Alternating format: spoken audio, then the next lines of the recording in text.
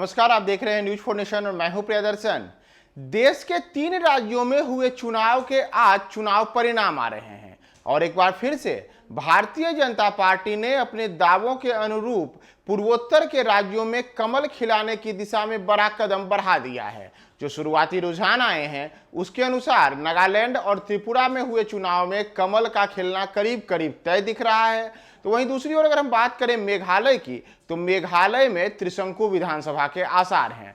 हालांकि यहाँ मेघालय में जो भारतीय जनता पार्टी है उसने वहां सीटें जीतने में तो कामयाबी दिख रही है, लेकिन उसकी सरकार बनेगी इसकी गुंजाइश फिलहाल नहीं है। अगर हम एक एक राज्यों की बात करें तो अगर हम बात करें मेघालय की, तो मेघालय में भारतीय जनता पार्टी सरकार से में शामिल नहीं होती दिख रही है, क्योंकि यहां पर जो भारतीय जनता पार्टी है वह 59 सदस्यीय मेघालय विधानसभा में केवल 8 सीटों पर रुझानों में जीतती हुई या आगे दिख रही है।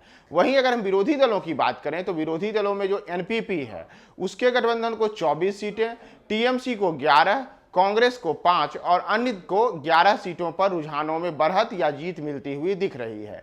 तो इस तरीके से मेघालय में भारतीय जनता पार्टी का जो कमल खिलने का दावा था वह दावा फिलहाल तो साकार होता नहीं दिख रहा है, यानी कि मेघालय में कमल मुरझाएगा यह करीब करीब तय है, क्योंकि मेघालय में भारतीय जनता पार्टी 59 सदस्यीय विधानसभा में केवल 8 सीटों पर आगे या फिर जीतती हुई प्रतीत हो रही है। वहीं शेष सीटों पर उसके जो विपक्षी दल हैं, प्रतिद्वंदी दल हैं, उन दलों को बड़ी जीत हासिल होती दिख रही है। वहीं अगर हम मेघालय के अलावे बात करें त्रिपुरा की, तो त्रिपुरा विधानसभा क्षेत्र में जो 60 सीटों पर के लिए चुनाव हुए, इन चुनावों में भारतीय जनता पार्टी शुरुआती जो 2 घंटे के रुझान हैं उन रुझानों के बाद करीब करीब 25 से 30 सीटें लागे होते हुए दिख रही है। यानी कि जो सरकार बनाने के लिए स्पष्ट बहुमत चाहिए उसके आसपास के आंकड़े में फिलहाल भारतीय जनता पार्टी वहां दिख रही है। लेकिन भाजपा को त्रिपुरा में भी कड़ी चुनौती का सामना करना पड़ रहा है और वहां जो लेफ्ट पार्टियां हैं, लेफ्ट पार्टियां अभी करीब 20 सीटों पर आगे चल रही हैं या फिर जीत की ओर बढ़ती हुई दिख रही हैं। वहीं जो टीएमपी है, टीएमपी भी यहाँ पे करीब 15 सीटों पर आगे है। यानी कि अगर हम टोटल देखें त्रिपुरा के 60 सीटों पर, तो 25 से ज्यादा सीटों पर भारतीय जनता पार्टी और लेफ्ट 20 से ज्यादा सीटों पर, जबकि टीएमपी 15 से ज्यादा सीटों पर जीत हासिल करती हुई दिख रही है। ऐसे में त्रिपुरा में जो टीएमपी है, टीएमपी वहां पे किंग मेकर की भूमिका में सामने आ सकती है। यानी कि जो स्पष्ट बहुमत के लिए 31 सीटें चाहिए उससे फिलहाल त्रिपुरा में भारतीय जनता पार्टी शुरुआती रुझानों में पिछड़ती हुई दिख रही है।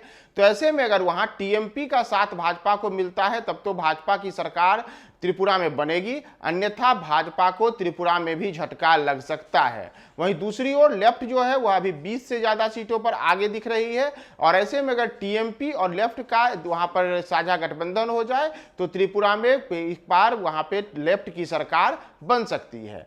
नागालैंड में फिलहाल भारतीय जनता पार्टी के लिए ज्यादा मुफीद स्थिति है। नागालैंड में जो 60 सीटों के लिए चुनाव हुए थे उसमें एक सीट पर पहले ही भारतीय जनता पार्टी के एक उम्मीदवार को निर्विरोध जीत मिल चुकी है। इसके अलावे जो अभी तक के जो मौजूदा रुझान है शुरुआती करीब 2 घंटे के, इनमें भारतीय जनता पार्टी के गठबंधन वाली एनपीपी को 45 से ज्यादा सीटों पर जीत हासिल होती दिख रही है।